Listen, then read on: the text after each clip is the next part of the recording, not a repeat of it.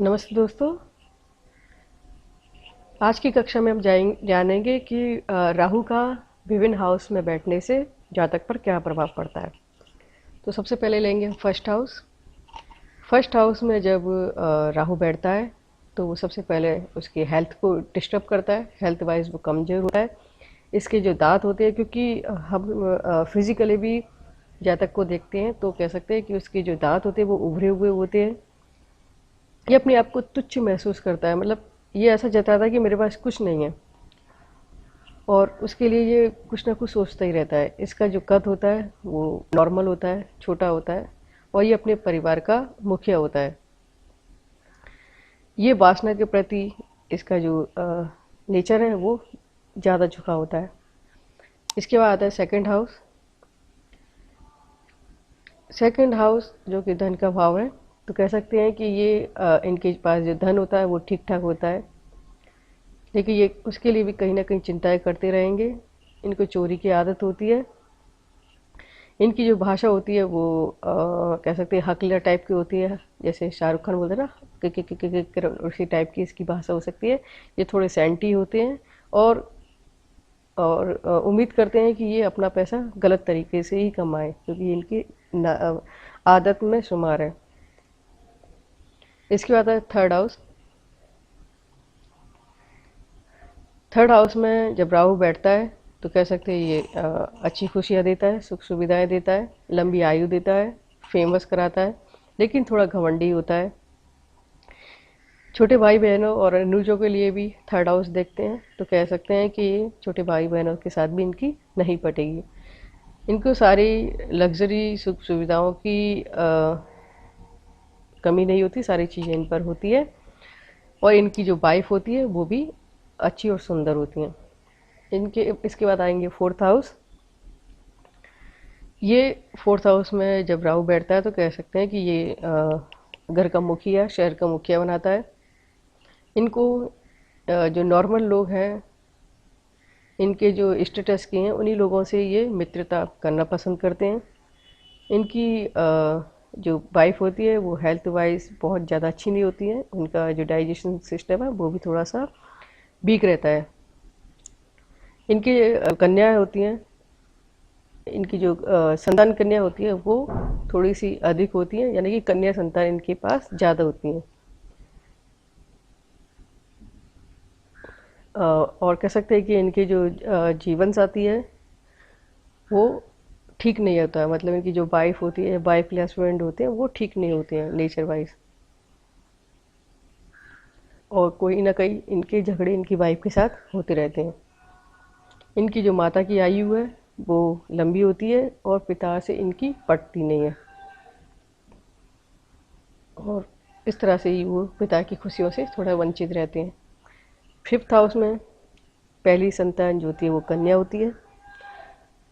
इनका जो financial level normal रहता है, ये दिमाग से थोड़े शून्य रहते हैं, और जल्दी जल्दी अपनी कुछ भी हो भूल जाते हैं। इसके बाद आता है छठवां house, sixth house. Sixth house में जब राहु बैठता है तो कहते हैं कि इनके जो शत्रु होते हैं वो अपने आप ही समाप्त हो जाते हैं। यहाँ इनको नेचर वाइज थोड़ा सा भ्रष्ट टाइप का बनाते हैं, यानी कि कह सकते हैं भ्रष्ट, कहते हैं भ्रष्ट नेता, वो टाइप का यहाँ पे बनाते हैं। इनकी आयु यहाँ पे बड़ी होती है, उन्नति के रास्ते अवरोधक में आते हैं, और इनकी अ, जो फाइनेंशियल लेवल है उसको समाप्त करते हैं। इनकी जो अगर ये ट्राई करें, क्योंकि फाइनेंस के लिए भी हम, ऋण के लिए भी और लिटिगेशन के लिए भी सिक्स्थ हाउस को देखते हैं, तो यदि ये फॉरेन में जाके यानी कि विदेश से संबंधित अपना काम करें तो वहाँ इनको कह सकते हैं कि सफलता प्राप्त हो सकती है। इसके बाद आता है एट्थ हाउस, सप्तम हाउस सॉरी। सेवेंथ हाउस में यदि राहु होता है तो कह सकते हैं कि ये सरलता से धन संपत्ति की हानि कर लेते हैं, या नहीं होती तो अपने आप हो जाती है, लेकिन यहाँ इनका कॉन्फिडेंस लेवल काफ़ी अच्छा होता है। और इनकी जो पत्नी है, क्योंकि पत्नी के लिए भी हम सेवेंथ हाउस देते हैं, देखते हैं, सॉरी। तो इनकी जो पत्नी होती है वो जातक के ऊपर हमेशा हावी रहती है, मतलब लड़ने के लिए हमेशा तैयार रहती है, और इनकी शादी भी नॉर्मल नहीं होती, एक अपवाद टाइप की होती है। इसके बाद आता है 8th हाउस। 8th हाउस में जब राहु जाता है तो कहते हैं कि उसकी जो जातक की आयु कम करता है, जीवन साथी की हानि पहुंचाता है, क्योंकि जीवन साथी की सुख सुविधाओं को भी हम 8th हाउस से देखते हैं।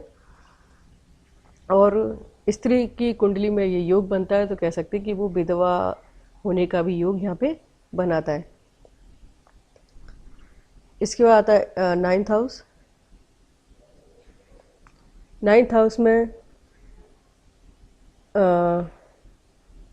राहु जाता है तो कह सकते हैं कि विरोधियों का अपने आप ही पराजित हो जाता है, मतलब इनके जो विरोधी हैं, जो इनके दुश्मन हैं, अपने आप ही खत्म हो जाते हैं। जब जब बोलना एक बार शुरू करते हैं तो रुकते नहीं हैं, मतलब अक्कड़ टाइप के बोलते रहेंगे, और साथ में यहाँ पे जातक को स्वार्थी भी बनाते हैं। चालाकी करना इनकी आदत होती है, और चालाकी से धन अर्जित करना भी ये इनको खूब अच्छे से आता है। और इनमें देखा गया है कि ये क्राइम बढ़ाने में ज़्यादा लीन रहते हैं, जैसे कि दूसरों को धोखा देना, दूसरे का पैसा हड़प करना, ये सब यहाँ पे जातक करता है। 10th हाउस में हम क्या देखते हैं कि 10th हाउस में जब राहु आता है तो ये इनकी जो आजीविका है और सामाजिक स्तर के लिए शुभ देखा गया है। लेकिन इसमें ये भी देखा गया है कि ये जातक को पहले तो ऊपर ले जाता है, फिर जातक को एकदम नीचे लाके पटक देता है। तो ये चीज़ फाइनेंशियल लेवल के लिए हमने 10th हाउस में देखे हैं। हालांकि देखने में ये सुंदर होता है, लेकिन इनके मैले कपड़े पहनना, अपने आप को भिन्न मना सा दिखाना, ये ज़्यादा पसंद करते हैं। इनकी जो संतान होती है वो सीमित होती है, बहुत ज़्यादा संतान नहीं होती है, जैसे कि अल्लाह की देन है, वो सब नहीं होता है। ये जातक कम बोलते हैं, लेकिन जब इनको गुस्सा आता है तो बहुत गुस्सा आता है, और कह सकते हैं इनका स्वभाव नॉर्मली होता है, मतलब कोई छेड़े तो एकदम गुस्सा हो जाएंगे, अगर कोई नहीं छेड़ता है तो नॉर्मल रहते हैं। और ये जब कमाई करते हैं तो गलत तरीके से कमाई करते हैं। पिता की आयु, क्योंकि पिता की आयु भी हम देख सकते हैं ऐसे, तो पिता की आयु भी बहुत लंबी नहीं होती है, मतलब नॉर्मली पिता की आयु को हम यहाँ से देखते हैं।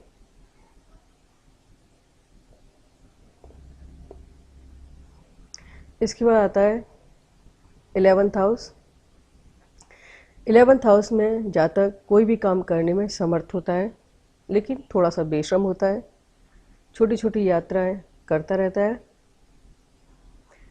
लेकिन उन यात्राओं से इसको फ़ायदा मिलता है और ये धनवान बनता है।